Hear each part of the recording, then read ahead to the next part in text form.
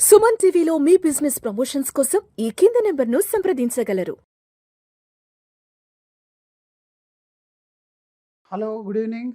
అందరికీ నమస్కారం. నా పేరు మెరుపుల మధు. నేను ఈ ఫైనాన్షియల్ అండ్ ఇన్సూరెన్స్ ఫీల్డ్లో 15 ఇయర్స్గా వర్క్ చేస్తున్నాను. ఈరోజు మనం హెల్త్ ఇన్సూరెన్స్ తీసుకునే ముందు చెక్ చేయాల్సిన 10 చాలా ముఖ్యమైన విషయాల గురించి డిస్కస్ చేయబోతున్నాను. వెరీ క్రిస్టల్ క్లియర్గా ఈ 10 పాయింట్స్ కనుక మీరు చెక్ చేసినట్టయితే మీరు ఒక ప్రాపర్ పాలసీని సెలెక్ట్ చేసుకోవడానికి బాగా ఉపయోగపడుతుంది. అవేంటో ఇప్పుడే చూసేద్దాం. రైట్. మొదటగా మనం ఏ పాలసీ తీసుకోవాలనుకున్నా సరే రూమ్ రెంట్ అనేది చెక్ చేసుకోవాలి. రూమ్ రెంట్ అనేది కీ రోల్ ప్లే చేస్తుంది.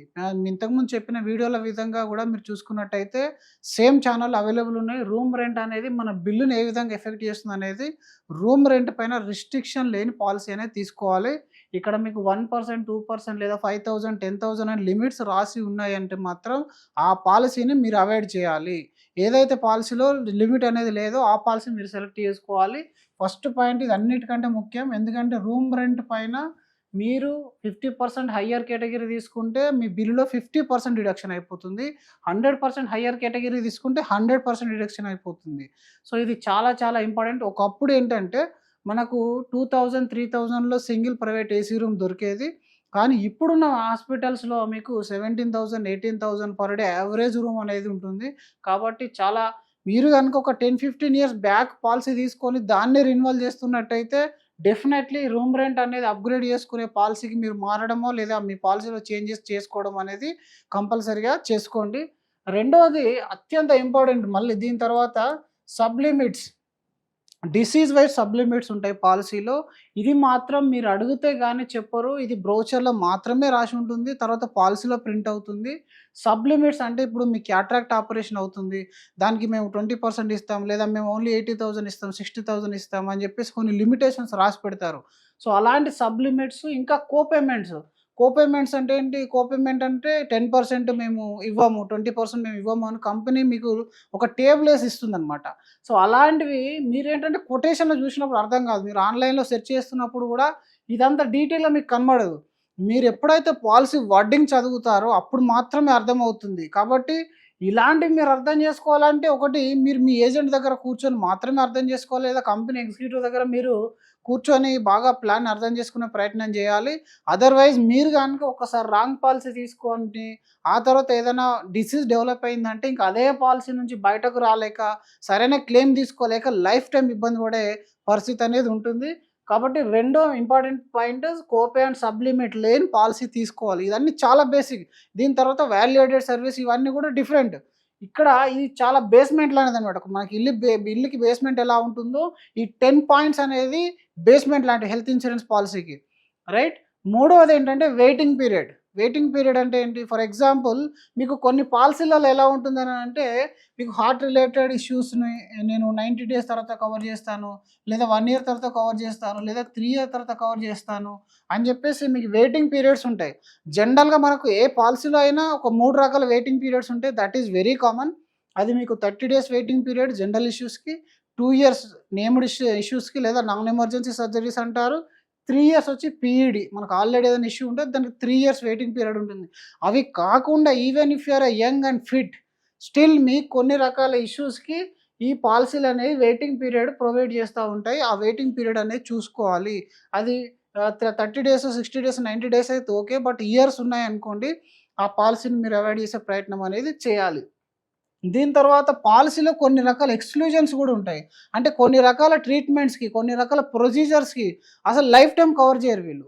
అలాంటివి కూడా మీరు చూసుకోగలగాలి. ఇప్పుడు మనకి ఏదో ఒక 1,000 రూపీస్ తక్కువ వచ్చిందని, 2,000 రూపీస్ తక్కువ వచ్చిందని ఇమ్మీడియట్గా మీరు ఆ పాలసీని చూజ్ చేసుకున్నారనుకోండి, ఆ పాలసీలో ఆ ట్రీట్మెంట్ అనేది కవర్ లేకపోతే, ఫర్ ఎగ్జాంపుల్ రీసెంట్గా మనం 2024లో అనుకుంటా, 2024లో ఒక పేషెంట్ మనకు గచ్చిబౌలిలో అడ్మిట్ అవ్వడం జరిగింది. ఆ పాలసీలో ఏంటంటే అడ్వాన్స్డ్ ప్రొసీజర్స్ కవరేజ్ అనేది లేదు. అడ్వాన్స్డ్ ప్రొసీజర్స్ అంటే ఏంటి? ఇప్పుడు సైబర్ లైఫ్ ట్రీట్మెంట్ కానీ, లాప్రోస్కోపీతో రోబోటిక్ సర్జరీస్ అంటాం కదా. ఇలాంటివి ఆ పాలసీలో కవరేజ్ లేదు. ఆయన బిల్ అనేది అక్కడ 1.8 lakh రూపీస్ అనేది బిల్లు కావడం జరిగింది. అందులో రోబోటిక్ సర్జరీస్ ఏదైతే కాస్ట్ ఉందో 1 lakh రూపీస్ అది డిడక్ట్ చేశారు. దానికి కారణం ఏంటి? అడ్వాన్స్డ్ ట్రీట్మెంట్స్ అనేది ఎక్స్క్లూజన్లో ఉన్నాయి అందులో. అలాంటివి కూడా మీకు పైన చూస్తే కనబడవు. కాబట్టి దాన్ని మనం డీటెయిల్‌గా అర్థం చేసుకోవాల్సిన అవసరం అనేది ఉంటుంది. ఇంకా ఫిఫ్త్ బెనిఫిట్ వచ్చి మనకి hospital list. Nearest cashless hospital list ఏదైతే ఉంటుందో అది ముందుగా చెక్ చేసుకోవాలి. మినిమమ్‌లో మినిమమ్ మనకు మొత్తం ఇండియా వైస్‌గా కనీసం ఒక 12,000 ప్లస్ హాస్పిటల్స్ ఉన్న నెట్‌వర్క్ ఉన్న కంపెనీని గనుక మీరు చూజ్ చేసుకున్నట్టయితే మెజారిటీ ఆఫ్ ఆల్ హాస్పిటల్స్ అన్నీ కవర్ అయిపోతాయి. ఇంతకన్నా తక్కువ ఉంటే మీరు దానికన్నా బెటర్ ప్లాన్‌లో గాని బెటర్ కంపెనీలకి వెళ్ళే ప్రయత్నం అనేది చేయాలి. సో, దీని తర్వాత సిక్స్త్ పాయింట్ చూసుకున్నట్టయితే క్లెయిమ్ రేషియో. ఇక్కడ క్లెయిమ్ రేషియో అనేది చాలా చాలా క్రిటికల్ అవుతది హెల్త్ ఇన్స్యూరెన్స్‌లో. ఆల్‌దో అన్ని కంపెనీస్ మోర్ దెన్ 85% ఉన్నప్పటికిని కొన్ని కంపెనీస్ కంటిన్యూయస్‌గా క్లెయిమ్స్ అన్ని రిజెక్షన్ చేయడం, డిలే చేయడం జరుగుతుంది. దానివల్ల వాళ్ళ యొక్క క్లెయిమ్ రేషియో అంటే ఒక 100 క్లెయిమ్స్ వస్తే వాళ్ళు ఎన్ని క్లెయిమ్స్ సెటిల్ చేస్తున్నారో దాన్ని డిసైడ్ చేసేది క్లెయిమ్ సెటిల్మెంట్ రేషియో. అలాగే మీకు ఈ రోజుల్లో కంప్లెయింట్ రేషియో కూడా వస్తుంది.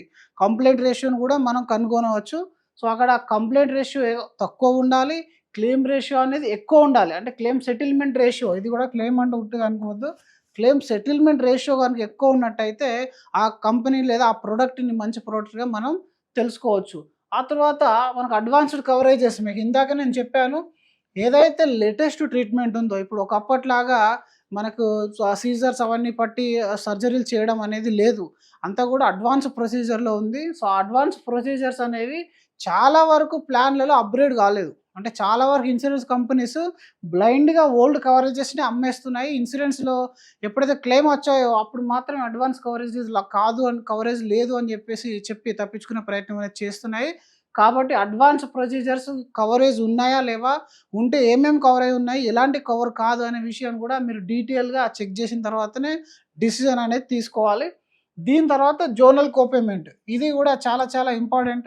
మెజారిటీ ఆఫ్ పాలిసీస్‌లో ఇప్పుడు ఈ జోనల్ కోపేమెంట్ తీసేశారు. కానీ కొన్ని పాలిసీస్‌లో ఇప్పటికీ జోనల్ కోపేమెంట్ అనేది ఉంది.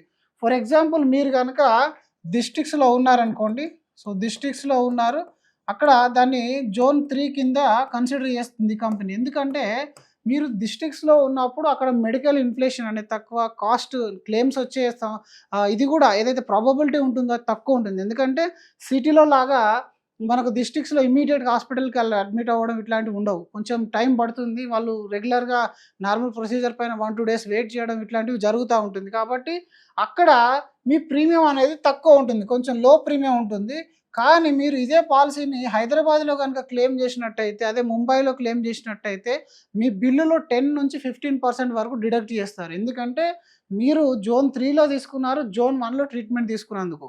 ఇక్కడ మనము పాన్ ఇండియా లెవెల్‌లో ఏ హాస్పిటల్‌లో తీసుకున్నా ఎలాంటి డిడక్షన్ లేకుండా చూసుకొని ఆ పాలిసీని మాత్రమే తీసుకునే ప్రయత్నం అనేది చేయాలి. దీని తర్వాత బోనస్. ఈ రోజుల్లో ఏంటనంటే ఇది చాలా చాలా కీలకం అయిపోయింది బోనస్. ఒకప్పుడు బోనస్ అంటే ఎవరు పట్టించుకునేవారు కాదు.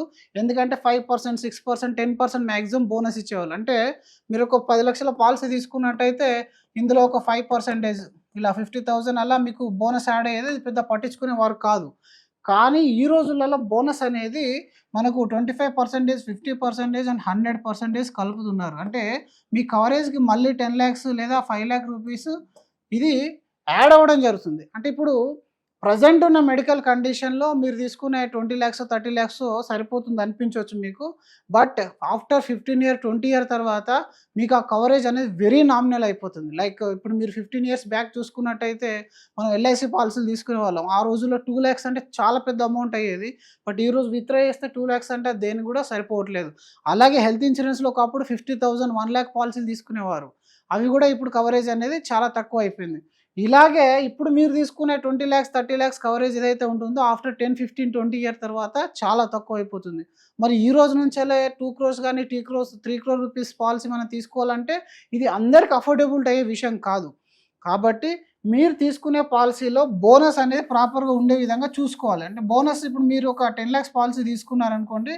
ఆ పాలసీ గనుక ఒక 5 ఇయర్స్ బోనస్ ఇస్తుందని అనుకుంటే మీకు 10,00,000 ఇంటూ 5 అంటే 50,00,000 రూపీస్ బోనస్ యాడ్ అవుతుంది. ప్లస్ బేస్ కవరేజ్ 10,00,000 టోటల్ 60,00,000కి మన పాలసీ కవరేజ్ అనేది చేరుతుంది. అలాగే మీరు 10 ఇయర్స్ తీసుకుంటే 1 సిఆర్ వరకు, 20 ఇయర్ తీసుకుంటే ఆల్మోస్ట్ 2 సిఆర్ వరకు వెళ్ళే ప్లాన్స్ అనేది మార్కెట్‌లో అవైలబుల్ ఉన్నాయి. అందులో one of the best bonus ఉన్న పాలసీని ముందుగా మీరు తీసుకునే ప్రయత్నం అనేది చేయాలి. No claim bonus and bonus different అండి. నో క్లెయిమ్ బోనస్ అంటే మీరు క్లెయిమ్ చేయనప్పుడు మాత్రమే బోనస్ ఇస్తారు. అది మనం బాగా గమనించాలా. ఇందులో మనకిచ్చేది బోనసా? లేకపోతే నో క్లెయిమ్ బోనసా? దీన్ని గ్యారంటీడ్ బోనస్ అంటారు. దీన్ని నో క్లెయిమ్ బోనస్ అంటారు. ఏదైతే గ్యారంటీడ్ బోనస్ ఇస్తుందో ఆ కంపెనీలో పాలసీ తీసుకునే ప్రయత్నం చేయండి. సో దట్ మీకు ఆఫ్టర్ 10, 15, 20 ఇయర్ తర్వాత అయినా సరే ఒక 1 సిఆర్, 2 సిఆర్ కవరేజ్ వరకు పెరుగుతుంది. దానికి ఎలాంటి ప్రీమియం మీరు ఎక్కువగా కట్టాల్సిన అవసరం అనేది లేదు. దీని తర్వాత లాస్ట్ ఫీచర్ వచ్చేసరికి మనకు రిస్టోరేషన్. ఏ పాలిసీలో అయితే రిస్టోరేషన్ అనే ఫీచర్ ఉంటుందో ఆ పాలిసీని మీరు తీసుకునే ప్రయత్నం చేయండి. రిస్టోర్ అంటే మనం తీసుకున్న కవరేజ్ గనుక మనం వాడుకున్నట్టయితే మళ్ళీ ఫ్రీగా సేమ్ కవరేజ్ అనేది లోడ్ చేస్తారు. ఈ కవరేజ్ అనేది సేమ్ పర్సన్ సేమ్ ఇల్‌నెస్‌కి కవర్ అయ్యే విధంగా ఉండాలి రిస్టోరేషన్. ఈ 10 పాయింట్స్ గనుక మీరు బాగా అర్థం చేసుకొని పాలిసీ గనుక చూజ్ చేసుకున్నట్టయితే మీ పాలిసీ అనేది స్టాండర్డ్ పాలిసీగా మారుతుంది. అప్పుడు మీకు ఎలాంటి క్లెయిమ్ ఇష్యూస్ అనేటివి రావు. సో, ఇంకా దీనిపైన ఎలాంటి సందేహాలున్నా లేదా ఇంకేదైనా మీకు ప్రొడక్ట్ పైన వీడియో కావాలనుకుంటే మన కామెంట్ సెక్షన్‌లో మీరు కామెంట్ చేయండి. దానికి సంబంధించిన ఫ్యూచర్ వీడియోస్ అనేది మనం చేస్తా ఉంటాం. లేదా మీకు ఇందులో ఏదైనా ఇంకా డౌట్ ఉన్నా కూడా మీరు కామెంట్ సెక్షన్‌లో మెన్షన్ చేయొచ్చు. So, thank you so much.